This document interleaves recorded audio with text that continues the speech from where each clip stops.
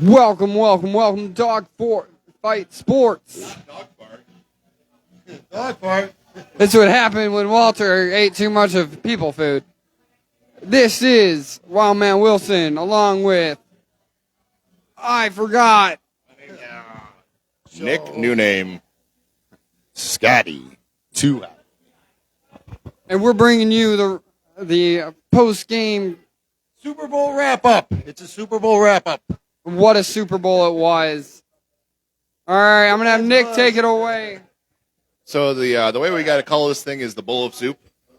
So we don't want to get found out by the big bads in the sky that we've been watching the bowl of soup. So just if you can call it the bowl of soup from now on, because it's pretty close to the real name, and it sounds cool. And wasn't this bowl of soup just tepid and barely edible for the first half? I'll go to Scotty Too Hottie. Oh, it was horrible. And then the halftime show came horrible. But what do you think about the first half, Ed? It was so good on the defense, man. Just watching them, I didn't have any loss of faith in the Kansas City Chiefs. As somebody who was rooting for them, I wore my red hat, and I had to put my faith in them. Everybody else in the crew over here was against that. They were on the 49ers to win. Well, you realize both teams are pretty much red. Yeah, they had the red team with the arrowhead, and that's somehow not offensive, but the Cleveland Indians were offensive. Then you got the San Francisco 49ers, where in 1849, basically the white man just went all the way into California and stole all the indigenous people's land, and that's not offensive. But the Cleveland Indians and Chief Wahoo had to go away. So we got two non-offensive teams, two very much red-wearing teams, the red and the readier red. And just to set the scene, the Kansas City Chiefs have waited a very long 365 days since the last time they won a Super Bowl. Whereas the San Francisco 49ers, the last time they actually won the Super Bowl was in 1994. So coming into the game, were you guys bent towards one or the other team, and what were your reasons why? Well, I had to stick with Kansas City because I predicted them at the beginning of the season and in playoff time, so just wanted to make myself look smart. But I really wanted San Francisco to win. The Kansas City dynasty thing just ate at my craw because screw them. I want a Cleveland Browns dynasty. Ed? I also want a Cleveland Browns dynasty, and I'm very sad about that. But it was really nice to see a team that I put money on win, and I got my bet paid off.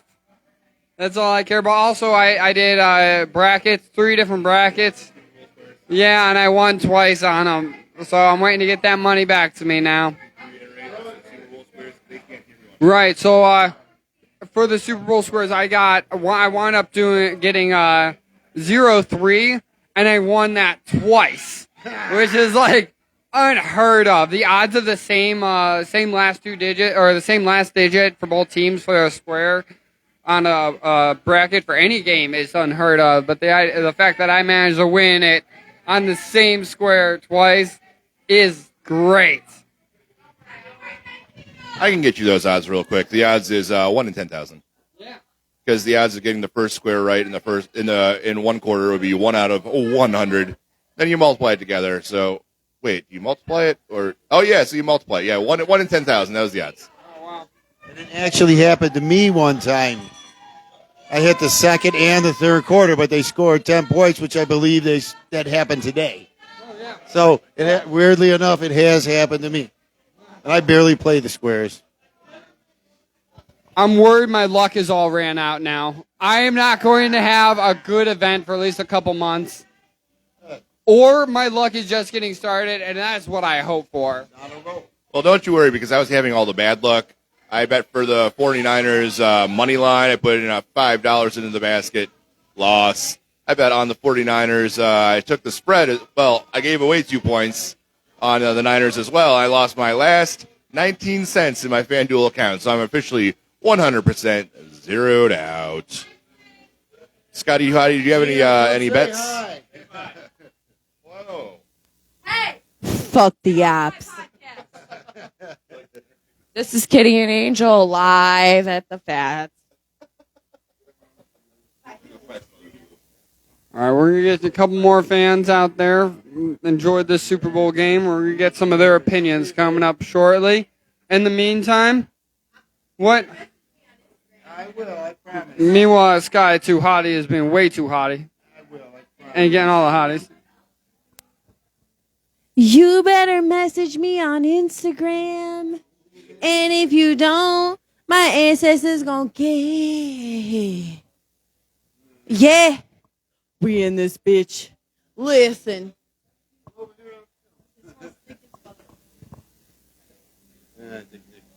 Nick ran away pretty fast. He might have crapped his pants. No, that was me, man. Dude, I've had so much jambalaya today, I can't hold it in anymore. I am sorry to everybody that's walked by, but I'm not that sorry. Right now, We should have brought a fan as a. Jeez, oh man, dude. Nick took off in a hurry, so I think that he might have been. Maddie! That girl was scaring the shit out of me. I have no thoughts about the game. I just have thoughts about that woman. She was adorable. She was scary, though. Thoughts about the game. Listen, I feel like I actually said this on this podcast about a week ago. That Travis Kelce was going to win at the end of the game. It was, yep. End of the game. It's going to be some big thing. Taylor Swift wins the game because it's entertainment. It's TV, and that's how it goes. It's not real. It's a facade. Neckbeards come for me. Cheers. All right, coming back to you with Nick. So I was just doing a little film review with our resident analyst, Ulysses S Rant. And he'll be popping on the program in a couple minutes here, but we were just checking that second to last play where Travis Kelce bullied his way up to the first down marker, and then the very next play was the last play of the game where they threw for that touchdown.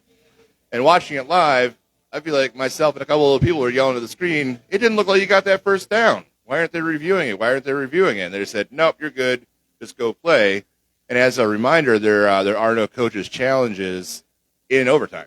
So literally the coach could not throw the red flag. The only thing that could have stopped play is if the officials said, all right, we got to measure, we got to check on this play or something like that, which I think they should have done just to make sure he actually got that. And that would have really slowed down the rest of the charge. And maybe they would have thrown for, done a different play after that. It could have changed the whole dynamics of the game. Also, if he doesn't make that first down, maybe they have to change their play call because then they would be in like a third and inches situation. So they would maybe do a whole different play rather than doing essentially change the whole outcome of the game. Where I was thinking that the refs should have taken a look at that. And Ulysses will get you a lot more info on that, but we were just doing a film review over here a little bit. What did you guys think about that second to last play with Travis Kelce? Well, first off, I just want to say I didn't see many reviews at all. I mean, or maybe they're quick reviewed it or something, but I mean, it just like it kind of happened so fast because they lined up, you know. It's just like you think you would put a little more time into it with that much on the line.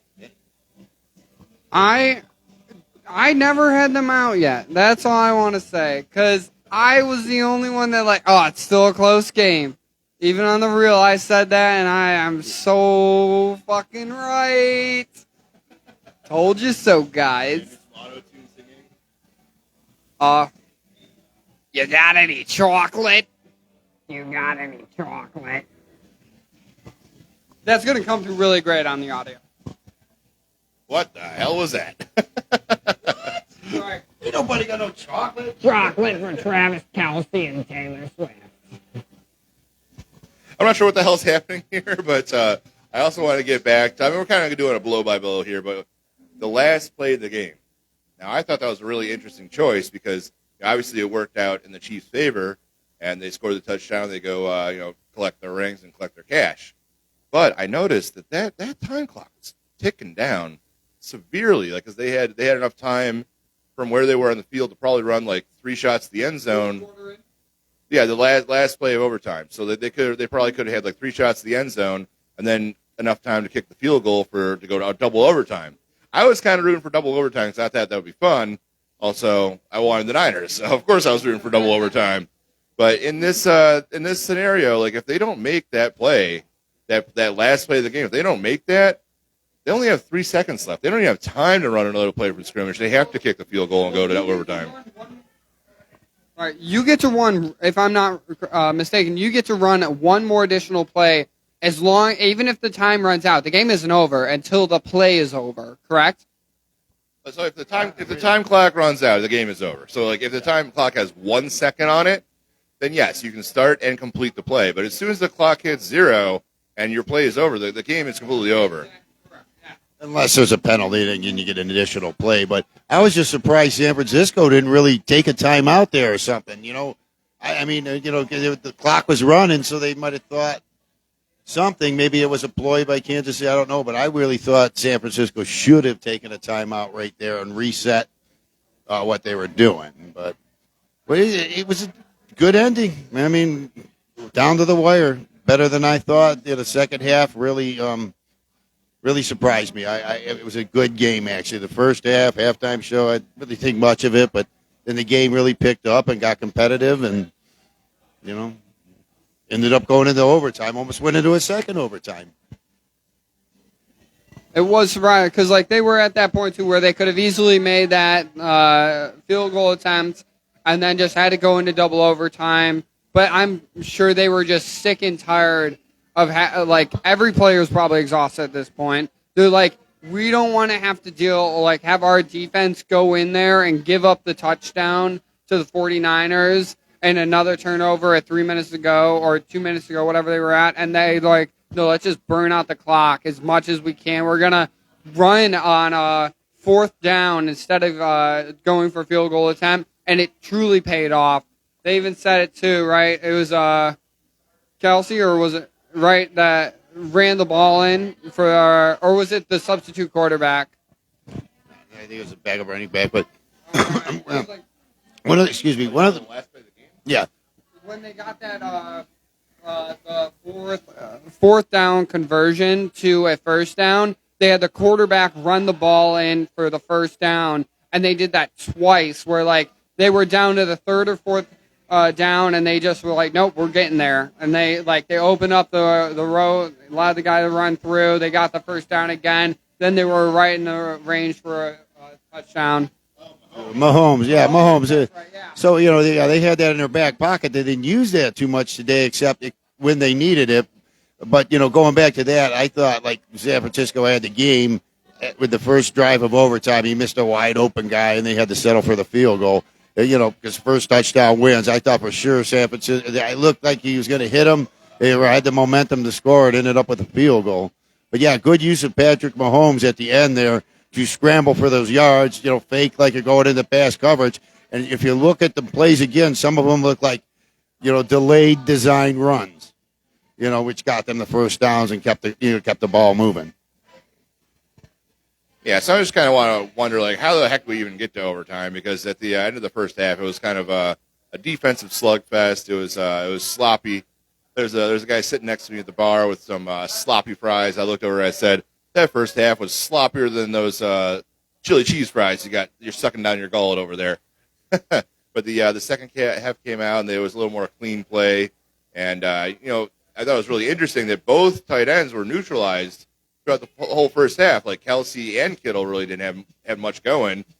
And, they're usually two of the biggest playmakers. So, they came into the second half, and the fireworks really started flying. And I was just hoping for double overtime. But we got to go to Scotty here, and we're going to have Ulysses S Rant come on the program. Yeah, I want to point up one good point, too.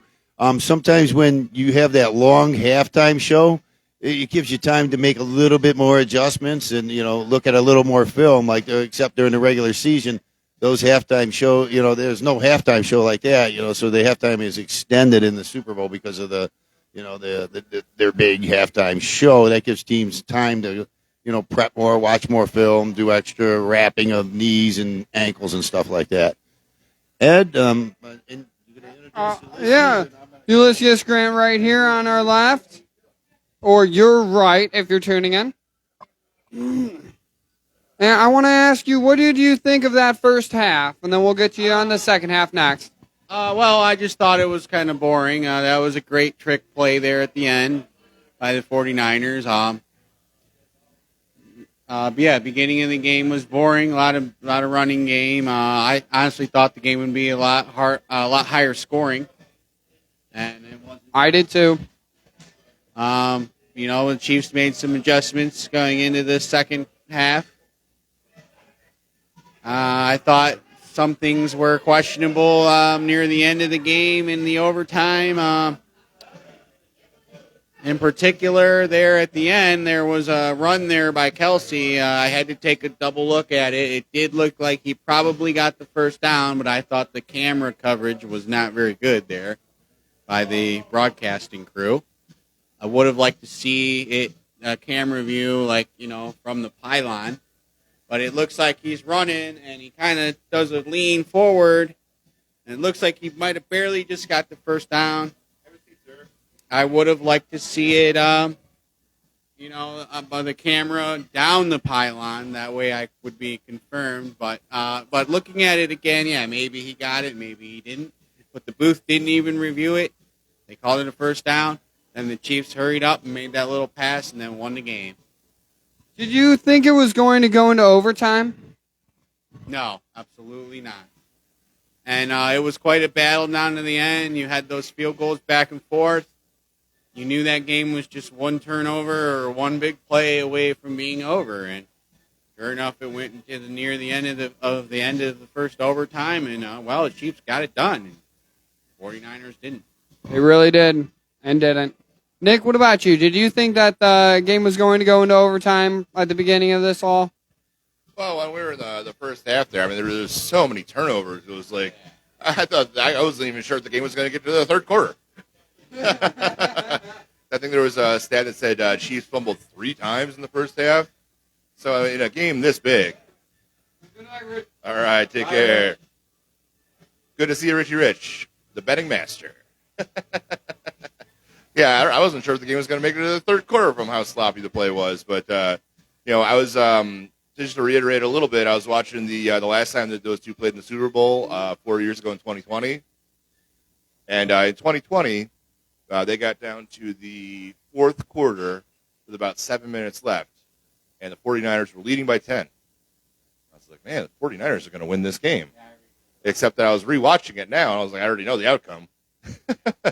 And the Kansas City Chiefs went on a tear, and they scored unanswered points, and they shut it all down. So I was worried that was going to happen again this time. They were going to make a colossal comeback run. Although the point that I was talking about in my my halftime minute was that since that time, the 49ers have upgraded their quarterback position. They've upgraded their running back position. They've upgraded their wide receivers. And Kansas City, on the other end of the field, they had lost their best wide receiver in Tyreek Hill. So I thought the Niners were going to be able to win handily today. And I thought that the Kansas City Chiefs were going to be playing from behind.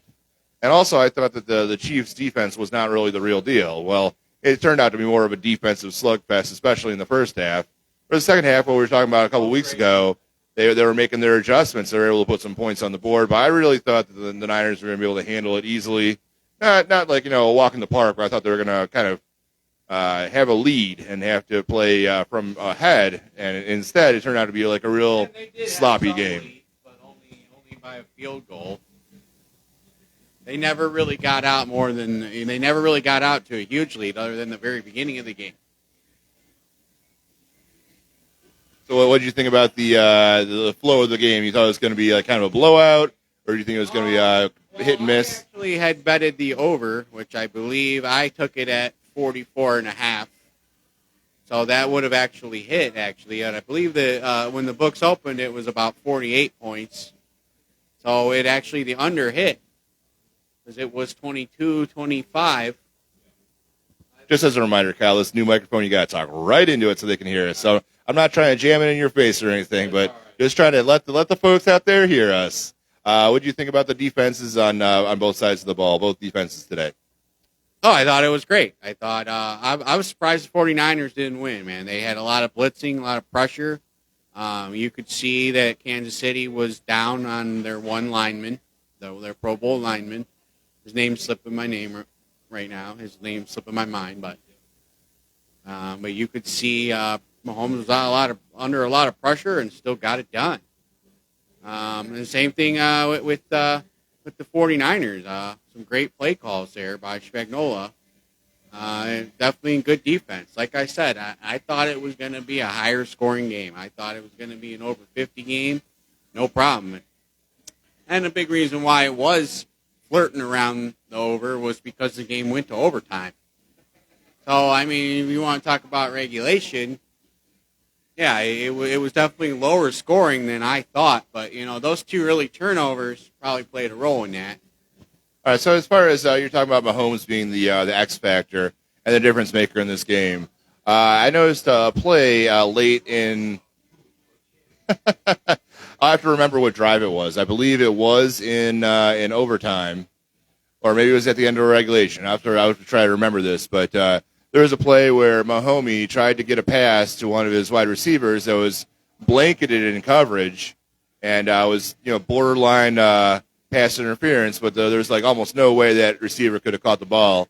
And you saw as the TV was going to break that Mahomes was in his own player's ear and he was screaming and yelling at him. Were you able to see this play? And do you have any comments on the character of Mr. Mahomes? Oh yeah. I think he's been fired up. I think like all season. He just expects expects perfection out there, and he doesn't have the team around him that he used to have. I mean, probably his best receiver right now is Rashee Rice, who's really going to be about a 2 on any team. So he doesn't have the team around him that he's had in the past. But yet he still plays at a very high level. He's still got Kelce. He's still got Reed as his coach. And it was crazy during the game. That scene where you saw Kelce yelling at Andy Reid right in his face in the beginning of the game after that fumble. Like, I don't know what they were yelling about. I guess maybe that pass should have gone to me, coach. I don't know. But it looked like, and he only had, I believe he only had 1 yard through near the whole first half. And it seems like once they got him going, that did kind of change things. And look what happened. He had that key first down near the end of overtime, and then setting them up to win the game. Yes, I guess my question is more about the legacy. So, obviously the game's over. We don't have to guess who's going to win. Our analysis is fun to do, but game's over. We will go until next year. So I'm wondering about the legacy of the team. They seem to be at each other's throats, even when they're getting a Super Bowl victory. It's very Tom Brady-esque, where he was like, the number one competitor, and he had that fire in him. But yet he had as many lovers as he had haters, because he's over there. He's chewing out his team. He's kind of like that asshole boss that chews you out when something goes wrong. It was out of your control. So what do you think if anything besides the victory has been cemented in the legacy on the Chiefs side of the ball?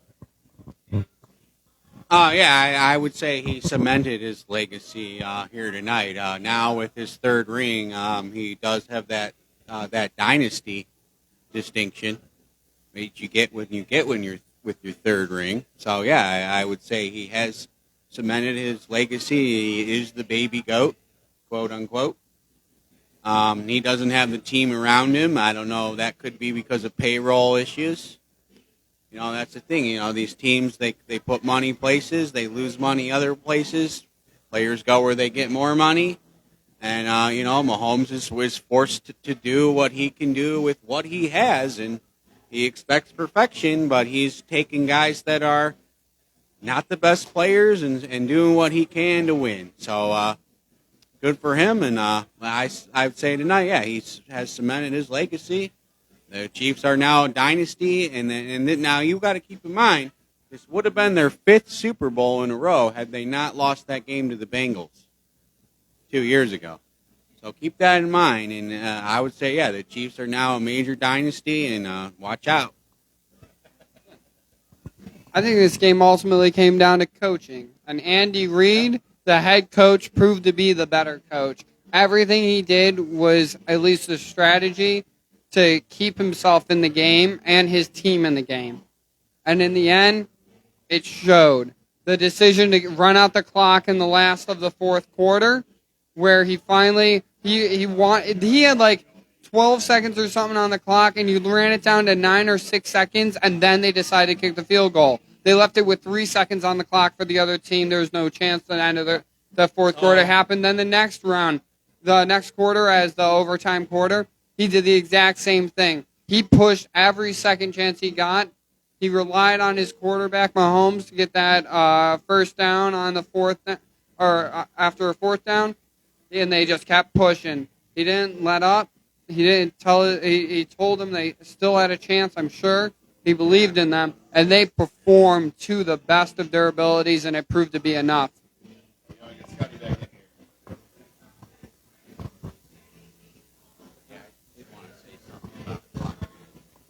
Yeah, clock management, that was good. But, yeah, got to give hats off to the Chiefs. They went in the playoffs. They took out Miami, went on the road, took out Buffalo, went on the road, took out Baltimore, and then won the Super Bowl. And you got to give it up to them. But, yeah, clock management, that was pretty good here. Oh, yeah, Ed, back to what you were saying about clock management and Andy Reid. I mean, there was a key moment there. There was about 4.5 to 5 minutes left. The 49ers had the ball. They're rolling down the field. They're running the ball. It looked like Shanahan was doing the best he could, man, to manage that game. But maybe they should have ran it maybe a little more. I know they did like a screen pass. But had they just got that key first down there at the end, and we were watching and we saw it, had they got that key first down there, probably could have ran the clock out, kicked the game-winning field goal, and won the game. And the Chiefs would have had little or no time. And that's why you can see how just like you said about how clock management and having a great coach there, especially in these big games with 5 minutes. They talk about a 2-minute drill, they talk about a 5-minute drill. How you can burn clock and then score so that your opponent stays out of it. And it really also speaks to the overvaluation of how well the 49ers were done, because they thought the players are great, and they performed amazingly. They were in the lead for 4 straight quarters, all right? And in the end, they still lost. Mainly, there were multiple times they were tied, right? But, yeah, exactly. It was coaching at this point. It's almost like that 80-20 rule, right? 80% of it is on field, but the other 20% is all strategy developed from the base of the team, which is your coach. They need to know what to do, and that showed who had the better plan. Yeah. Also with San Fran, did not help missing that extra point and fumbling that punt. They should have all got out of the way and hit the guy's leg. And, it dictated the tempo of the game almost, and it seemed like, the Kansas City side of the ball just had more experience than the San Francisco. When it came to the coaching, and they made the adjustments according to what happened during the game, which was to me, the impressive thing, because San Fran, heck of an effort. McCaffrey, hell of a game. That offensive line, great game. Brock Purdy even played. He played balls out. He really did a great job, and he was missing a few throws there that I thought he should have made, but that's just lack of experience and talent. So. I got a question for the panel. If you just want to stay right there, Scotty, so you can give your response.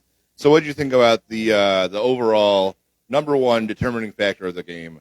How many times they showed Taylor Swift, and how did she use her magic to propel the Chiefs to their second consecutive Super Bowl? Well, I would say overall, yeah, the broadcast coverage, yeah, they did a good job not overshowing her. They showed her briefly. Wish they would have showed Jason Kelce maybe a little more, but yeah, they only showed her briefly. I thought they did a pretty good job on not overshowing her and keeping the attention on the game. So I'll give them props to that. I know at the end of the game they showed more, but hey, that doesn't matter. Game's over. Guy's got to hug his girlfriend. Yeah, and also, it's smart broadcasting because you're reaching out to a whole nother audience that's watching the game for that reason. So, they are looking forward to seeing reactions of that nature, and there's a lot of that fan base that doesn't normally watch the NFL. So, very smart on their part to keep getting quick clippets in because it keeps people paying attention. Like some people, they watch the Super Bowl just for instance. They don't watch any of the other games. They don't care about what happens in the game. They're excited about the commercials. So, I'll be honest with you guys. I still don't know what position Travis Kelce plays. tight end. Anyways, that broad next to that lady, that fine looking lady next to Taylor Swift, she was hot as a button. I got to find out who the heck she was. I think she's a family member somehow. But hey, anyway, I just wanted to say. We're talking about her mom or Kelsey's mom. No. There was a hot button there for a minute. A family member. I don't know them all their names, but anyway, hey, would you guys all agree? What a damn good game. Can we agree? Absolutely. It ended up being a great Super Bowl game. I mean, how good was it to see a damn good Super Bowl fighting to the end, going to overtime like that, almost a double overtime. Wow. How enjoyable was that? All right, so FanDuel had an option, and it was the bottom option in the game specials feature.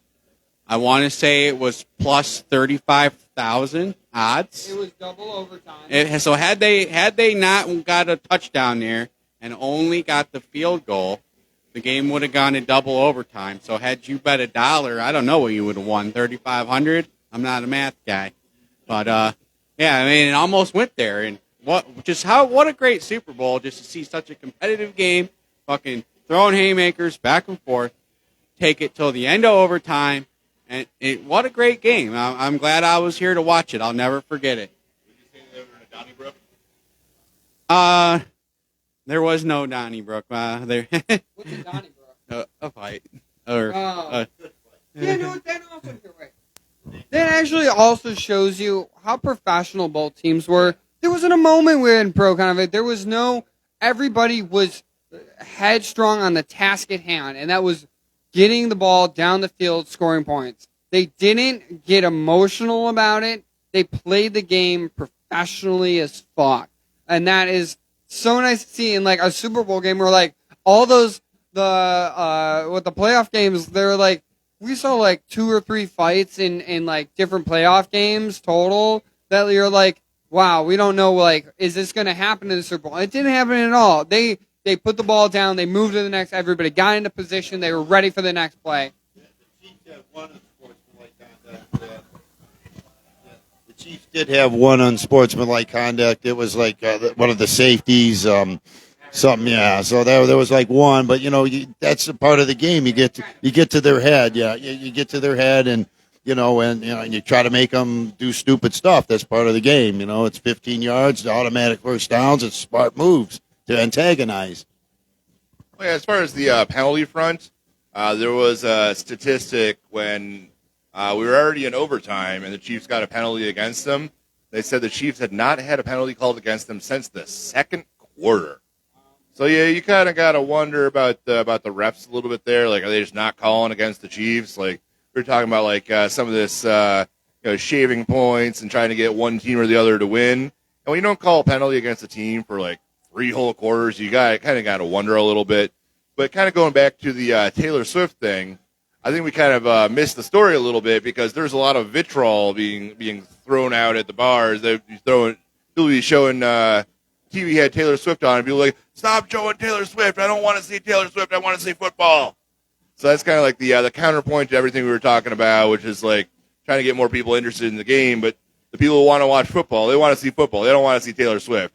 You don't have to see Taylor Swift every 5 seconds. You don't have to ram Taylor Swift down your throat every 5 seconds. It's a game of football. It's not a game of Taylor Swift.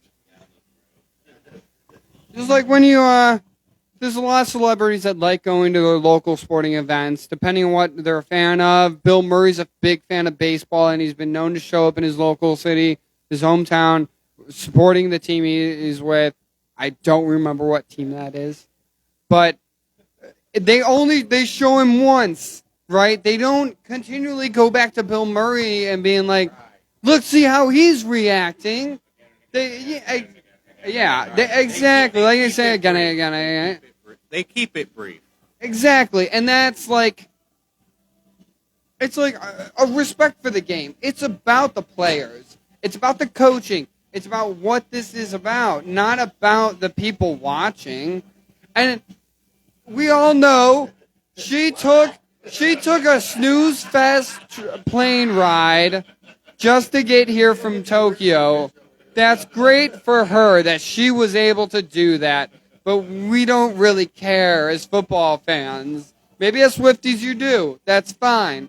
But as football fans, we want to see more of the game. I want to see more emotion from the players, and it stripped us of that in a way. Because normally they would have been pointing the camera at the coaches, the players on the sideline. They may have put in little mic feeds from the people on the sidelines as well when they're resting. So like we missed out on a part of the game because they overindulge in the Swiftie. Overindulge the Swifties. Abso-freaking-lutely. So I feel like they've been probably getting tons of ratings and probably tons of merchandise sales. And even like the whatever they're wearing, now everyone's buying what they're wearing. So NFL is probably going to be like, ooh, we can make a ton of money doing this. Let's do it more and more and more. It's like, okay, now we're going to see Taylor Swift. Now we're going to see Kyle Juszczyk's girlfriend or fiance or wife, I'm not sure, who made a cool outfit for Taylor Swift. And now she's selling the racks off of her, like, whatever she made. And it's like, oh, boy, yeah, it's going to start becoming even... Dope jacket, I will say. A dope jacket. All right, what do you guys think about the fashion aspect? What do you think about all the glitz and glamour, halftime show, extended halftime, and it's becoming a little bit of a mockery, but there's still a football game in there somewhere. Yeah, I thought I'm not a big Usher fan. You know, I don't know. I know a couple of his songs, Confessions, and yeah. You know, yeah. I thought the Super Bowl was. I mean, I thought the halftime show was actually pretty good. I thought it was pretty entertaining. You know, the stage actually kind of reminded me of the old Prince show, which I still will swear is the best Super Bowl show of all time. Will always be. No arguing over that. Yeah, but the whole the Swifties getting on board. Yeah, that's been a lot more merchandise sales for the Chiefs. A lot more Kelce jerseys sold. But probably good for overall for the game of football because maybe now some people who weren't so interested in it, maybe you're gaining a little interest, you know. And so I wonder if next year maybe another celebrity will be dating Lamar Jackson. All right. I'm sorry for hogging. No. Okay, I'm going to go with Scotty in a second. But, all right, so when you're putting all these different interests, let's call it, in football, why don't we just have people interested in the game? Like, if you were to reverse the script, would you have, like, men going to a fashion show and, like, tackling the models as they're walking down the catwalk? No. No, you wouldn't. So, like, why are we having, like, this influence coming into the game? Enjoy the game for what it is. Don't, like, put your own spin on it like that, and you're going to make it something completely different. Like, we don't come to fashion shows and tackle the models. Can I share my conspiracy after No! After Scotty. Well, that's why I said maybe next year there'll be another celebrity dating another player. Yeah, and it'll be something. I kind of like had a weird. I thought for some weird reason Taylor Swift was going to pop into the halftime show. I just was. I think outside the box. I just was thinking she was going to show up and do something. But overall, getting back to that, yeah, a lot of that has to do with marketing. You know, and expanding the market because you have the attention of not only a lot of the USA because of the commercial aspect of it, people that normally don't watch football, and you have a lot of the worldwide attention. So, and a lot of corporate parties and all that. So that's just why you have to put up with that. Obviously the main event is the football game, but there's a lot of side distractions. And getting back to that, yes, Prince, that was a very good show, but I kind of was thinking about it. Mine was U2, actually. It was when they sang Beautiful Day. It was like the hairs were standing up on my head when U2 did their halftime show. So that was my overall favorite. And you like Prince? You're... I want to see Steven Tyler sing the national anthem again. because it pissed off so many people. If you don't remember, go watch it. 100% go on YouTube, look up Steven Tyler's national anthem. It was great if you were a Steven Tyler fan. If you were a patriot, you kind of took offense to it, apparently. Otherwise, you're also like, no, that's fine. He's allowed to express him that way, or himself that way. It was great. Now, can I share my conspiracy theory? All right, shove down. I got to say my favorite halftime show. Can you guys shove down? Thank you. So my favorite halftime show. My favorite halftime show was, well, I'm very biased. So my favorite halftime show was the one I watched in person in Indianapolis, Super Bowl XLVI, the New England Patriots versus the New York Giants. Number 2, it wasn't the helmet catch. It was the one with Mario Manningham catching it on the sidelines. But I got to watch Tom Brady lose, and I was happy about that. But watching Madonna put on that concert in person was like, whoa. Seeing it in person was so much different than watching it on TV.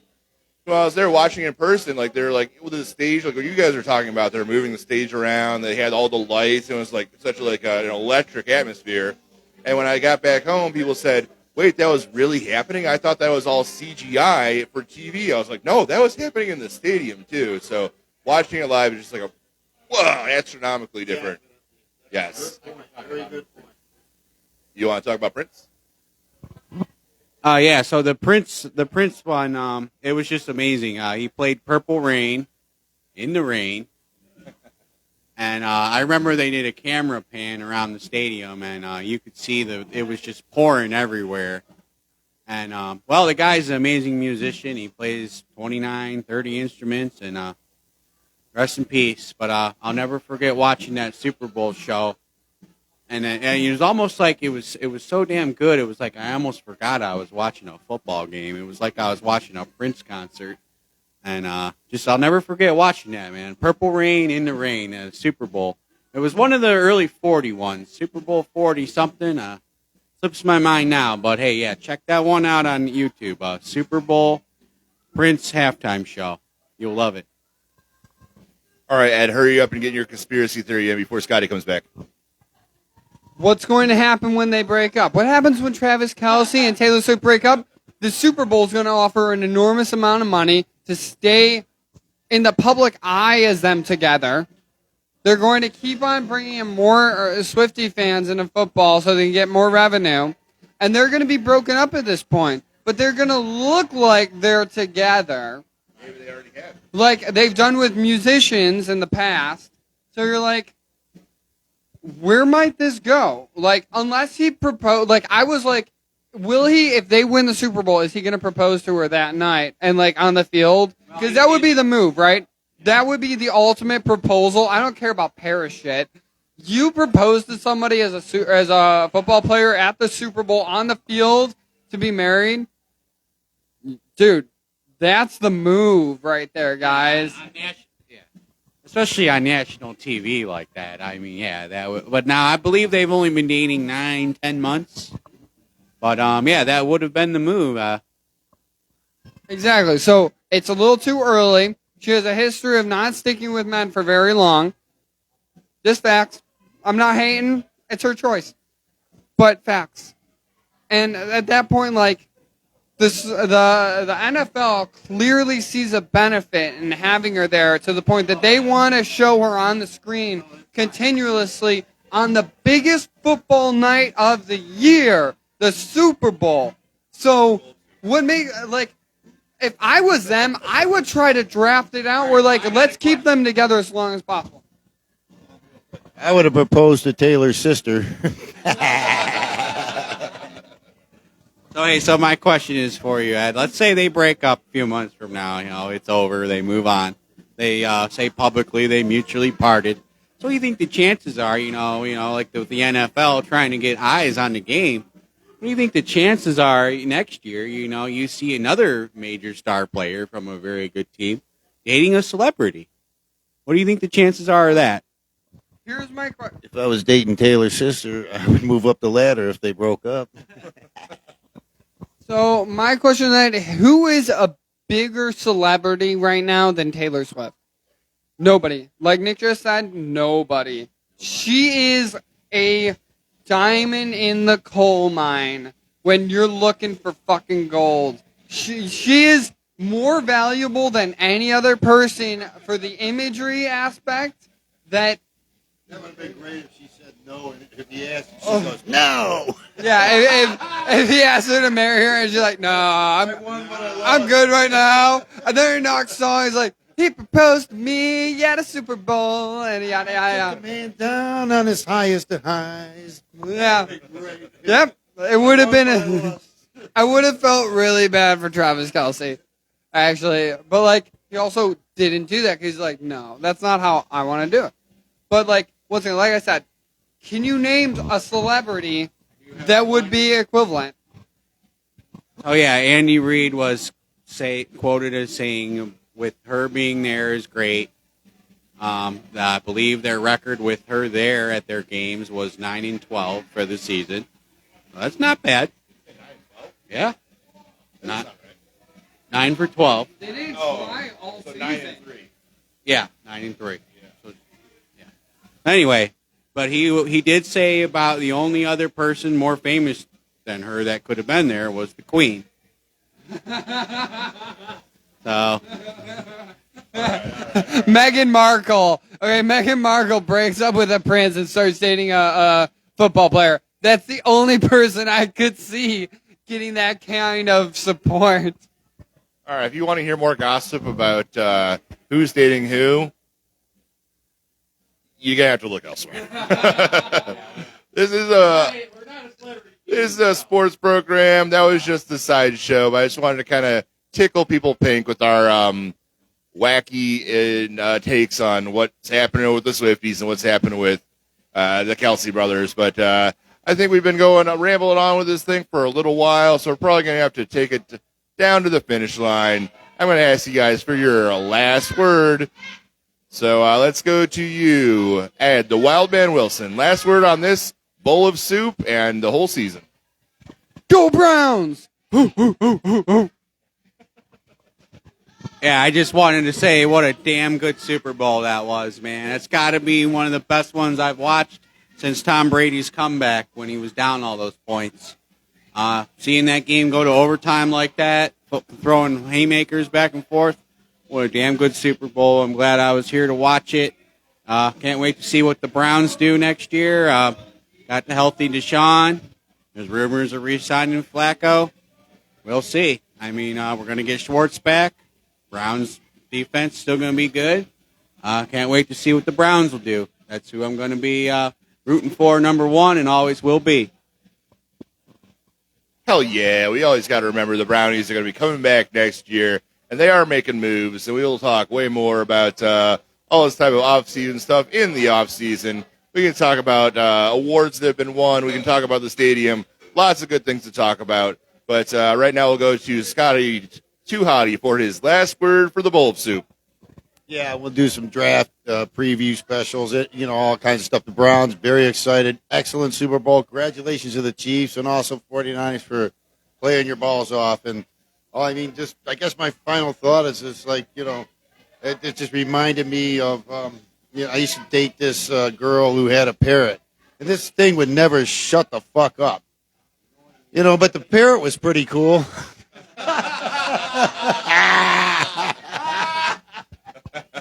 Thank you. Thank you for tuning in. Thank you for watching. Tell people to like and subscribe. Share with a friend. We've been Dog Fight Sports. Ho, ho, ho, ho, ho, ho, ho. Did you press it or are you not pressing it? Ooh, there it is.